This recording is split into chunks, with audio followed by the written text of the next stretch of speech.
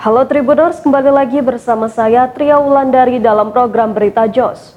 Kuasa hukum keluarga Brigadir Nofriansyah Yosua Huta Barat atau Brigadir J, yakni Kamarudin Simanjuntak menuturkan selain otak Brigadir J yang dipindah ke perut, dalam autopsi ulang juga diketahui bahwa pankreas dan kantung kemih jenazah Brigadir J hilang. Hal itu katanya berdasarkan laporan dokter dan tenaga kesehatan yang mewakili keluarga dalam menyaksikan autopsi ulang jenazah Brigadir J. Karena hal itu, kata Kamarudin, pihaknya berencana melaporkan hilangnya pankreas dan kantung kemih jenazah Brigadir J ke pihak berwenang.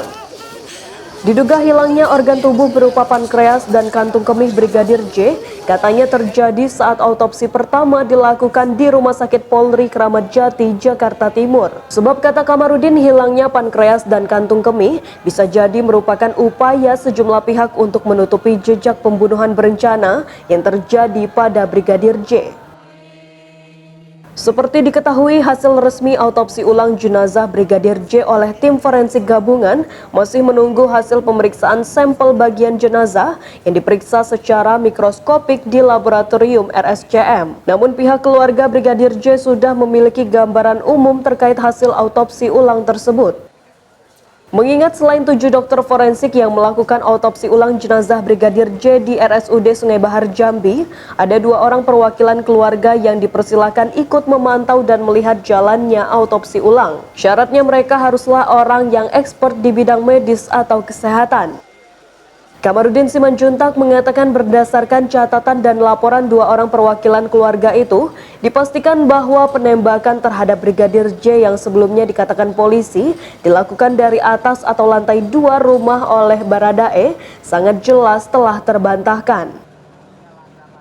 Hal itu, kata Kamarudin, didapatnya dari catatan dan laporan kedua orang perwakilan keluarga yang ditunjuk dan dipercaya melihat dan memantau langsung proses autopsi ulang dilakukan. Kedua wanita luar biasa yang menjadi duta keluarga dalam autopsi ulang itu adalah Herlina Lubis, Magister Kesehatan atau Nakes, dan Dr. Martina Aritonang.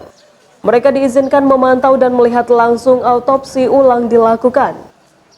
Menurut Kamarudin, keduanya mencatat jalannya autopsi dan apa saja yang dilakukan tim forensik atas jenazah Brigadir J. Catatan mereka sebagai wakil keluarga sudah dibuat dalam bentuk laporan dan sudah dinotariskan menjadi akte otentik atau akte legal.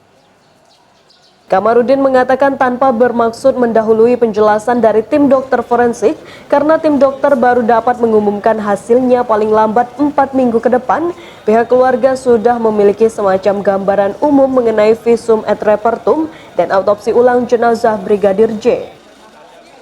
Gambaran umum itu berdasarkan catatan dan laporan dari 2 wakil keluarga tersebut. Hal ini katanya juga membuktikan dugaan pihak keluarga sebelumnya yang menyatakan luka di hidung seperti luka sayatan dan ada jahitan tidak benar. Selain itu, kata Kamarudin, di tengkorak kepala Brigadir J ditemukan ada 6 retakan yang diduga akibat tembakan tersebut atau mungkin akibat lain.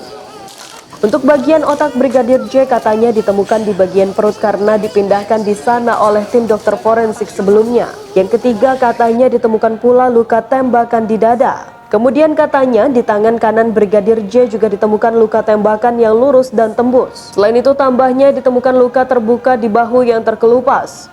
Bagian itu katanya sudah diambil sampelnya untuk diuji di laboratorium RSCM untuk memastikan penyebab luka. Lalu katanya di bagian kelingking dan jari manis ditemukan patahan jari dan terkelupas di seputar kuku. Kemudian kata Kamarudin, di punggung belakang jenazah Brigadir J ada semacam memar atau luka dan diambil sampelnya untuk diteliti penyebabnya. Untuk kaki kanan Brigadir J yang bengkok dan tidak lurus, kata Kamarudin juga diteliti dokter forensik. Di luar itu semua, kata Kamarudin, pihaknya juga meminta dokter forensik memeriksa organ dalam tubuh Brigadir J atas kemungkinan korban tewas diracun. Terkait dugaan jeratan di leher, kata Kamarudin, kedua wakil keluarga menyatakan bahwa untuk otot leher tidak ada resapan darah dan dokter forensik memastikan tidak ada jeratan leher. Demikian berita hari ini, sampai jumpa lagi di berita aktual selanjutnya. Salam Tribun.